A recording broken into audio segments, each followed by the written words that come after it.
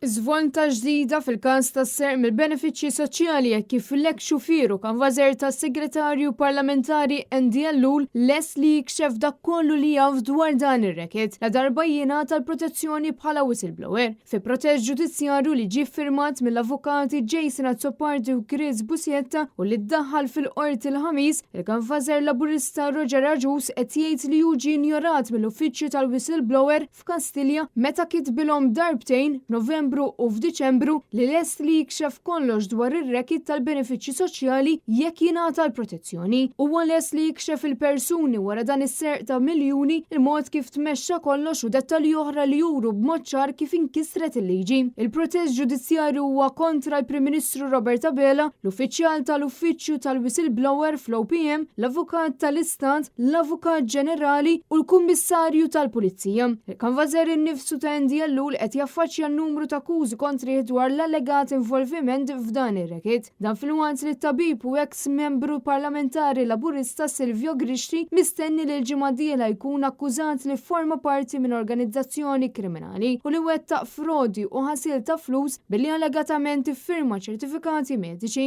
Dan il-każ wassal biex għexieren ta' persuni kienu qed jieħdu flus f'benefiċċji li ma kinux intitolati għalihom. Tant li l-qorti sabithom ħatja u għandhom jagħtu lura l-flus li daħlu fil-bod b'mod korrett. Sa issa, l-ebda persuna minn dawk li mexxew ir-rekit għadha ma tresqet il-qorti biex twieġeb għal dan is-serq. Għalkemm kien hemm dan il-kanvażer laburista li rid jikxef kollox iżda minn Kastilja ippruvaw jalqulu ħalqu.